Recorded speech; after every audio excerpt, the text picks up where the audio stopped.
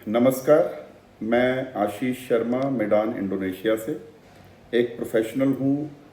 तकनीक को, नई टेक्नोलॉजी को समझने के लिए हमेशा तत्पर रहता हूँ और बहुत खुश हूँ, प्रसन्न हूँ, गौरव की अनुभूति कर रहा हूँ कि भारत में ग्लोबल एआई समिट, जो एआई इम्पैक्ट समिट हुआ है, उसकी गूंज पूरे विश्व तक गई है। लेकिन उसी के साथ साथ मैं एक कवि भी हूँ, कवि हृदय रखता हूँ। और इस एआई समिट में जो हुआ, जिस तरह से विपक्ष की एक पार्टी के कुछ लोगों ने आकर अपने कपड़े उतार कर बनियान में, और दो तीन लोग तो बिना बनियान के भी दिख रहे हैं, उन्होंने जो प्रदर्शन किया है, उससे हमारी छवि बहुत धूमिल हुई है। और मैं सच बता रहा हूँ कि भारत से कोसों दूर जब हम रहते हैं तो कुछ लोग ये प्रश्न करते हैं कि ये क्या हुआ है, क्यों ऐसी चीज़ें होती हैं। उस समय जो है, जो सिर झुकता है, और मेरे मस्तिष्क में कल एक ख्याल आया, क्या ये हमारा विपक्ष है? और कवि हृदय ने अपने आप, कवि हृदय से कुछ पंक्तियां निकली जो आपके समक्ष रख रहा हूं कि मुद्दा विहीन है तर्क, मुद्दा विहीन है तर्क, ना समझी छूती अर्श, शून्य हुआ है लक्ष्य। क्या ये है हमारा विपक्ष? क्या ये है हमारा विपक्ष? अलंकृत भारत का गौरव, अलंकृत भारत का गौरव, मूर्खता से करते क्यों धूमिल? क्या बस सत्ता ही है लक्ष्य? क्या ये है हमारा विपक्ष? क्या ये है हमारा विपक्ष?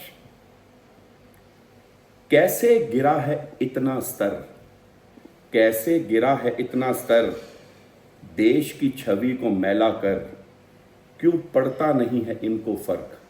क्या ये है हमारा विपक्ष? क्या ये है हमारा विपक्ष? समझा है अब भारतवर्ष, समझा है अब भारतवर्ष, कैसे गिरे ये अर्श से फर्श, छिन्न भिन्न है भूले लक्ष्य, छिन्न भिन्न है भूले लक्ष्य। क्या ये है हमारा विपक्ष? क्या ये है हमारा विपक्ष? अब सवाल ये उठता है कि क्या ऐसी कविता मैं लिखना चाहता था?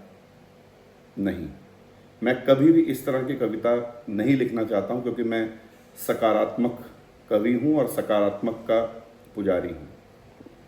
लेकिन जो हुआ वो समझ से परे था।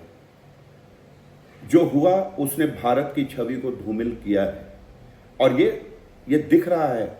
कोई माने या ना माने, उससे कोई फर्क पड़ने वाला नहीं है। ऐसा हुआ है और ऐसा नहीं होना चाहिए था। ये हमें सोचना है। ये कोई भारतीय जनता पार्टी का मंच था? क्या ये प्रधानमंत्री जी की रैली थी? या ये कोई पॉलिटिकल इवेंट था? नहीं, ये देश के गौरव का इवेंट था।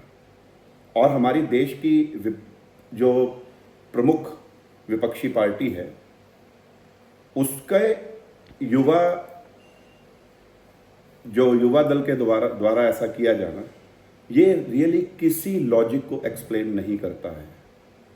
आपको धरना करना है, आप धरना करें, आप परमिशन लें, आप धरना करें, लेकिन इस मंच पर नहीं। ये मंच धरनों के लिए नहीं था। मेरा ये कविता लिखने का और ये वीडियो बनाने का, इससे पहले भी कई मुद्दे ऐसे हुए जहाँ पे ऐसा लगा कि वीडियो मुझे बनानी चाहिए, लेकिन मैं नहीं बनाई, क्योंकि हमारी अपनी एक प्रोफेशनल लिमिटेशंस रहती हैं। हम पॉलिटिकली ज़्यादा नहीं लिखना चाहते हैं, क्योंकि कवि हृदय है तो हम उस तरफ नहीं जाना चाहते हैं। लेकिन कुछ चीज़ें जो हैं वो बर्दाश्त से बाहर हो जाती हैं। तो फिर मुझे लगा कि नहीं, इस पर तो मुझे वीडियो बनाना ही है।